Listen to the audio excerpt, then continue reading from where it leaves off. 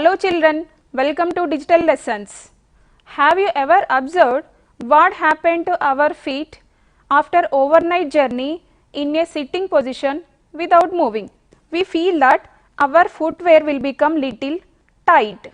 Can you know the reason for this? So we can know in detail why this happened. Children, we know that the blood received by the veins from the body parts and pumped into the heart. The heart pumped the blood into the arteries and then into the arterioles, and finally the blood reaches the capillaries. To supply nutrients to the cells and tissues, the liquid portion of the blood come out of the capillaries, that is called tissue fluid. So, the tissue fluid which is present in the tissues should be sent to the bloodstream again. Some amount of tissue fluid is received by venules, which in turn form veins, which pumps to the main bloodstream. What about the remaining tissue fluid? To pump the remaining tissue fluid, there is a separate system. That system is called lymphatic system. Children, observe the picture of a lymphatic system. So, this is the lymphatic system. Lymphatic system is the extensive network of lymphatic vessels. The lymphatic system is an organ system in vertebrates, that is part of the circulatory system and the immune system. The lymphatic system is a network of tissues and organs that help in the body get rid of toxins, waste and other unwanted materials. The lymphatic system consists of lymphatic vessels and also lymphatic organs such as spleen, thymus, tonsils, etc. Appendix is also a part of the lymphatic system. When the tissue fluid enters the lymph vessels, it is called lymph. In Latin, lymph means water. Children, observe the picture of lymph vessels and lymph capillaries. So, the lymphatic system is the extensive network of thin-walled vessels called lymphatic vessels. So, they arise as blind-ended capillaries from the tissues and they receive the tissue fluid. When the tissue fluid enters the lymph capillary or lymph vessel, it is called lymph. It is the parallel system to the venous system which can collect tissue fluid from the tissues and drain out into the venous system. The lymph vessels are provided with valves. So, the minute vessels which are present between the tissues are called lymph capillaries. The lymph capillaries together to form lymphatic vessels. The excess of fluid is collected by lymph capillaries and they together form the lymphatic vessels. The lymph pumped into the lymphatic vessels. The valves which are present in the lymphatic vessels pump the lymph in forward direction. Lymph is the vital link between blood and cells or tissues by which essential substances pass from blood to cells and excretory products from cells to blood. The muscles which are attached to the skeleton or skeletal muscle act as pumps when they contract and help in pushing the lymph flowing in lymphatic vessels and the blood flowing in veins towards the heart. Lymph contains water, some plasma proteins, electrolytes, leukocytes, some coagulation factors, antibodies, enzymes, hormones, vitamins and nutrients, etc. Lymph transports lymphocytes from the lymphatic glands to the blood. They protect the body by their phagocytic properties. Lymph returns some extracellular fluid and waste collected from the body parts to the blood. It destroys the invading microorganisms and foreign particles. Children, let us observe the differences between blood and lymph. Blood is a reddish color fluid, whereas lymph is a colorless fluid. Blood contains liquid and solid particles. whereas lymph contains only liquid particles. Here, liquid particles in the blood are nothing but plasma, which contains salts and proteins, whereas the solid part includes red blood cells, white blood cells and platelets.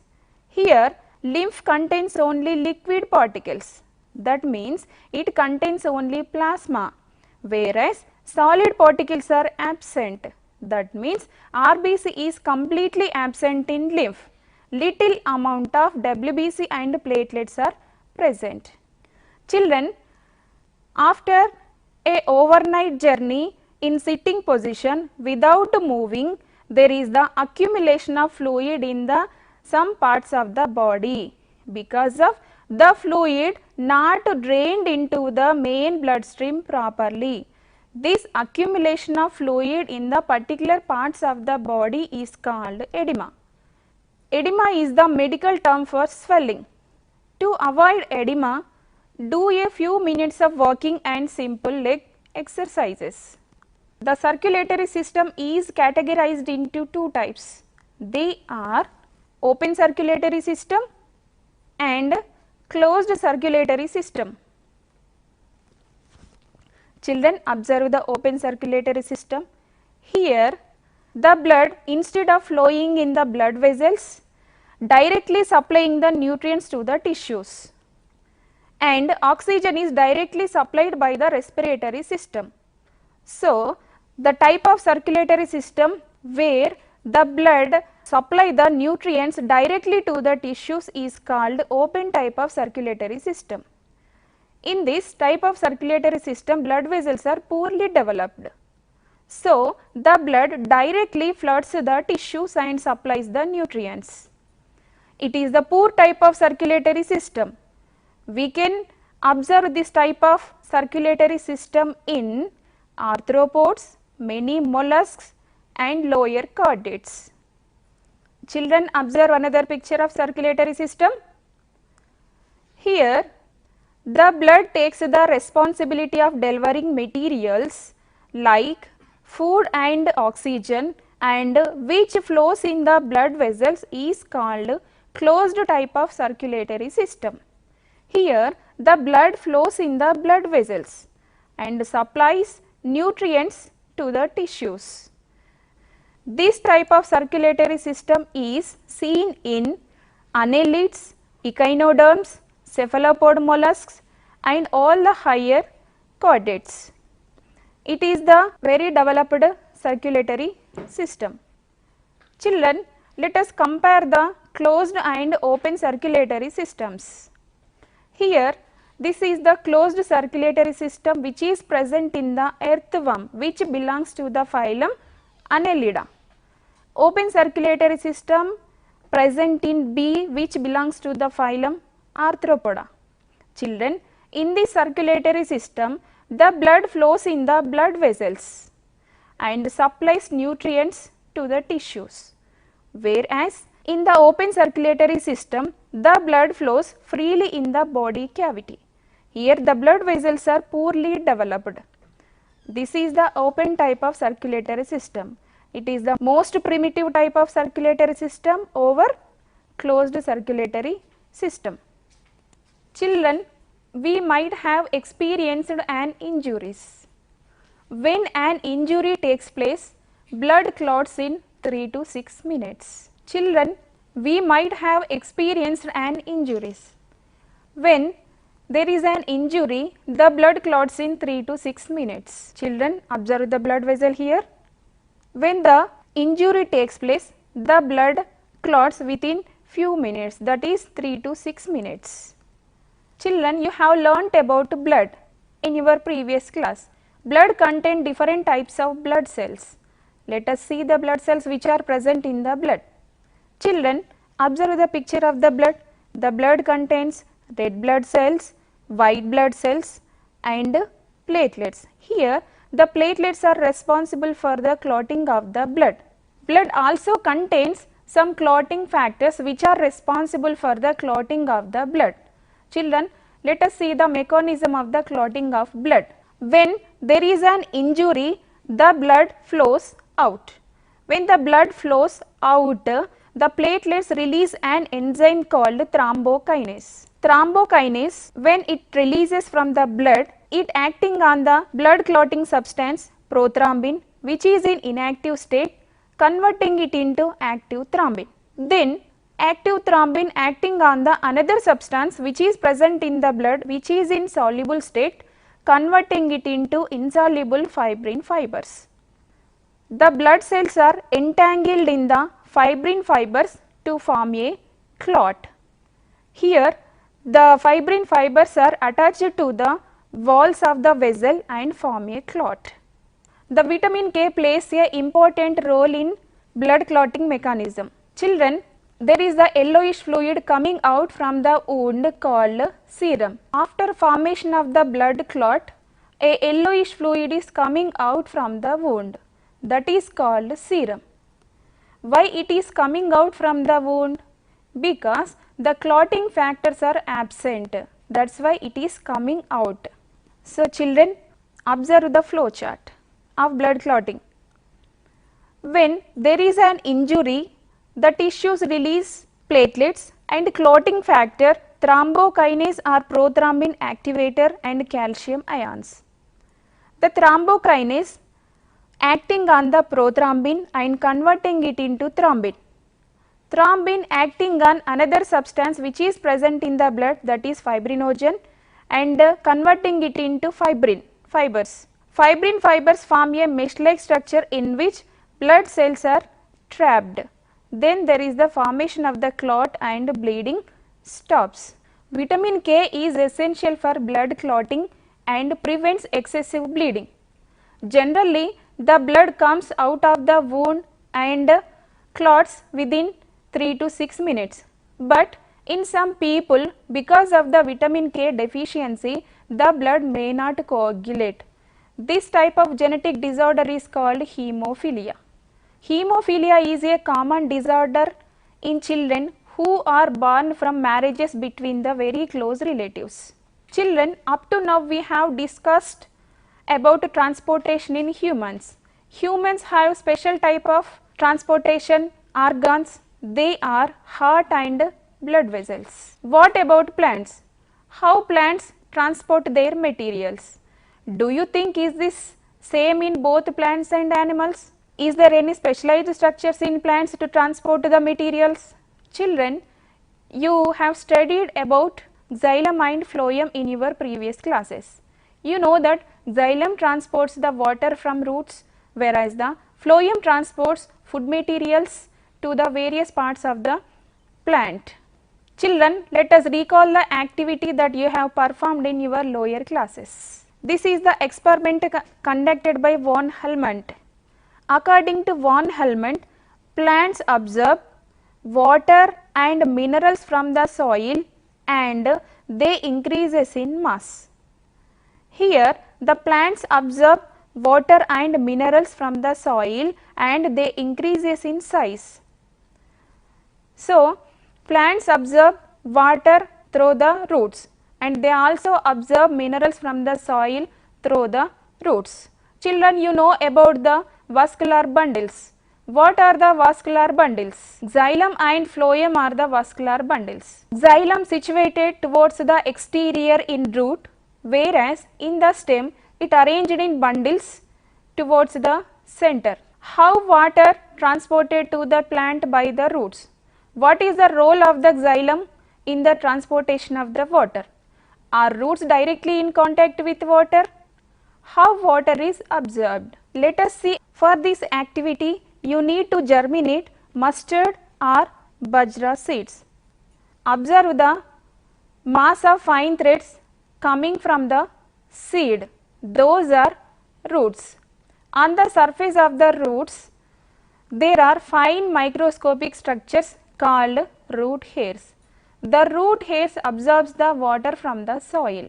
Gently take the portion of the root hair, place it on the slide, put a drop of water on it, cover it with a cover slip, tap the cover slip gently with the blunt end of a needle or brush to spread the material evenly on the slide. Then observe under the microscope. What will you observe, children? After observing under the microscope, you may see the root hair. So, this is unicellular. The root hair absorbs water from the soil. Children, you might have studied about osmosis in your previous class. What is osmosis? Osmosis is a process by which molecules of a substance tend to pass through a semi-permeable membrane from a less concentrated solution to a more concentrated solution. Children, let us observe the picture of root and root hair. Children, observe the roots, how they penetrate into the soil. The root hairs are grows into the soil particles and they are surrounded by moisture. Here, every living cell acts as an osmotic system and the cell wall of the root hair acts as semi-permeable membrane. The soil water is an extremely dilute solution of salts. The soil water concentration is more dilute than that of the cell sap of the root hair. So, the water passes into the vacuole of the root hair by the process of osmosis. Children, already you know that osmosis is a process by which essential substances are passed from a less concentrated solution to more concentrated solution through a semi-permeable membrane. Here, osmosis process takes place. The water from the soil enters into the vacuole of the root hair because of here concentration is very low, here concentration of the cell sap of the root hair is very high. So, the water enters into the vacuole of the root hair. Then the contents of the vacuole becomes more diluted than that of the neighboring cell. Then the water passes into the neighboring cell, which in turn becomes more diluted and finally the water reaches the xylem vessels. So, there are vast number of root hair and root hair cells are involved. A pressure in the xylem vessel develops, which causes the movement of water in upward direction. This pressure is called root pressure. The root pressure is the one of the factor which causes the movement of water in the xylem vessels.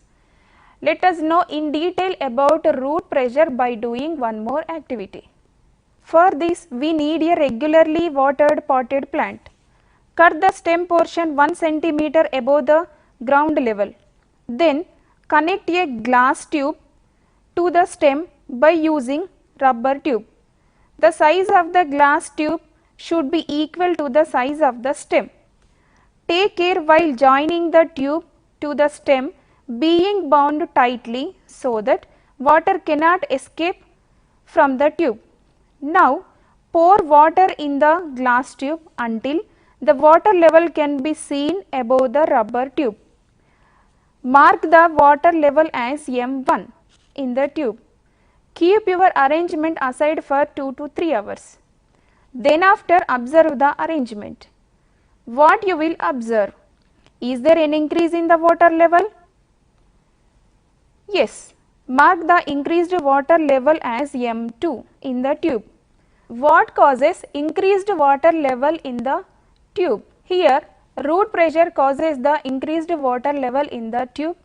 What is the role of the xylem in this activity? Xylem transports the water from the roots to the various parts of the body. Children, observe the tree. How the water reaches that much of height? Children, when we keep fruits or vegetables in a polythene cover, we may observe moisture inside the cover after some time. Let us recall the activity we have performed in earlier classes. Why does the inner side of the cover become moist? What is the reason? We know that this type of evaporation of water through the leaves is called transpiration. The water majorly evaporates through the stomata of the leaves and some amount of water through the lenticels which are present on the stem. Children, water evaporation takes place through the stomata. When the leaves transpire, there is a pulling effect on the continuous columns of water in the xylem vessels. The top ends of the xylem vessels are surrounded by the leaves mesophyll cells which contain cell sap. So, the water is continuous from the xylem vessels to the walls of the mesophyll cells, from which it evaporates into the air spaces, causing the pull. The water columns does not break because of continuous molecular attraction. We can see this type of property while drinking water through a straw.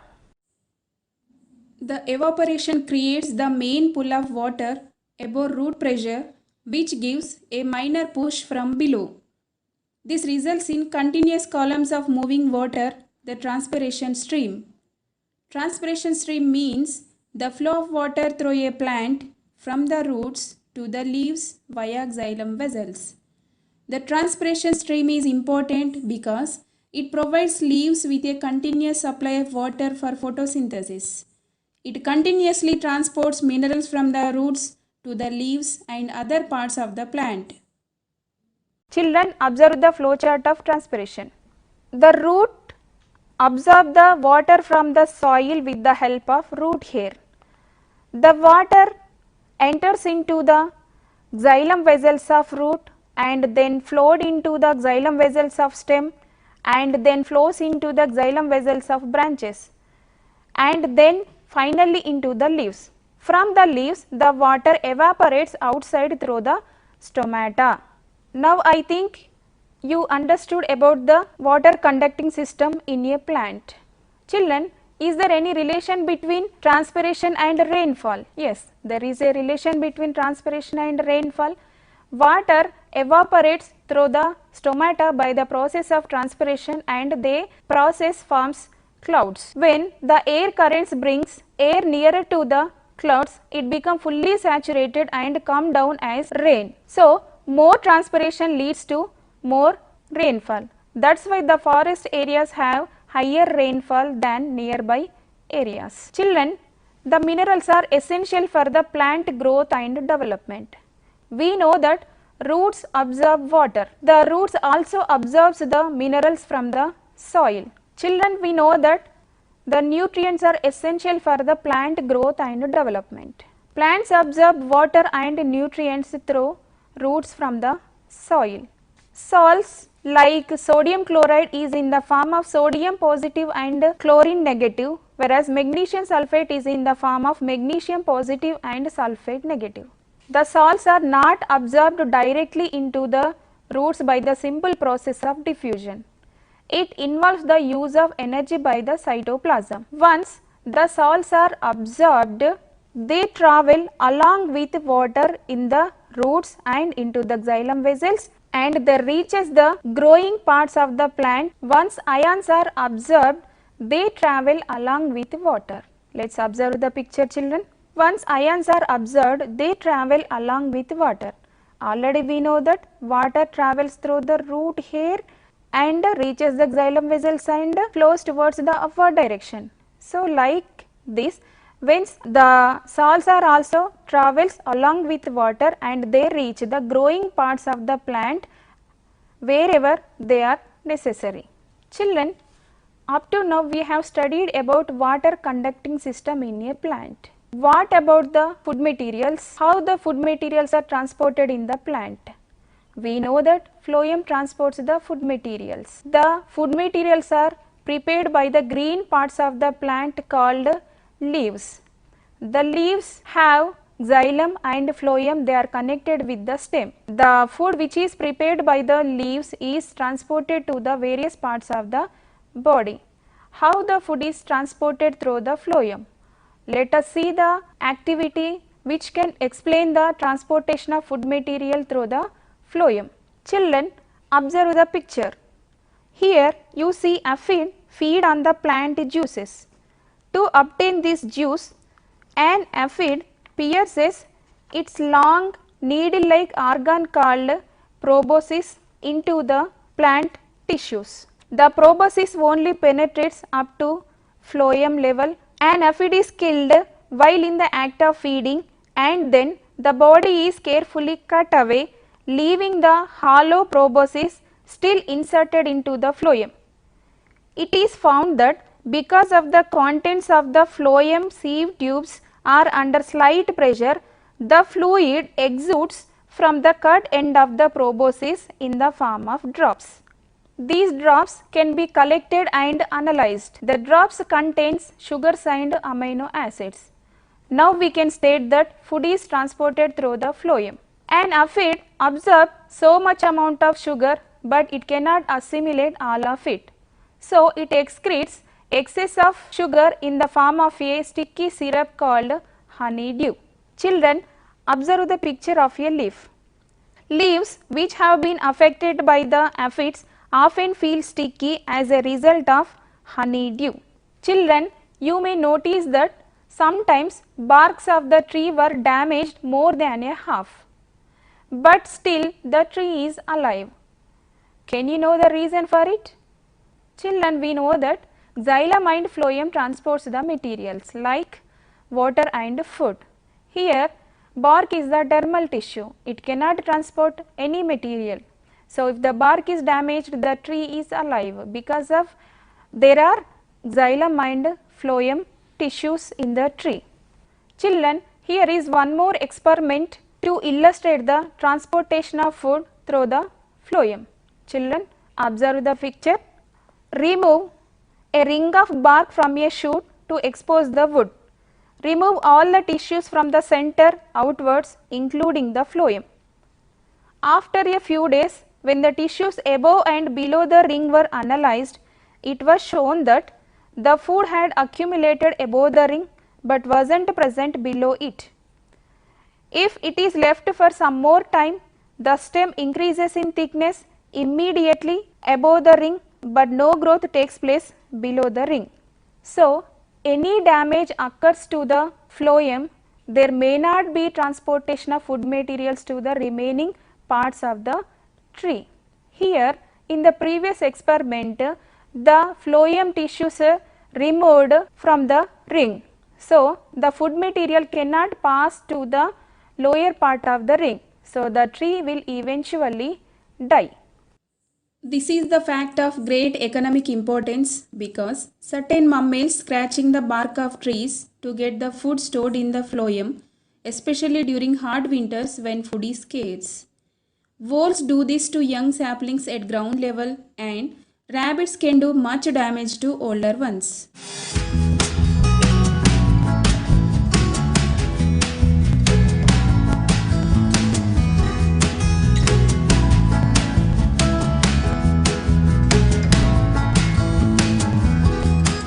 Children, improve your learning by solving the following questions.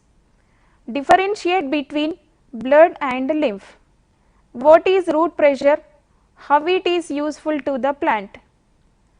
What will happen if cell sap of root hair cells contain high concentration of ions?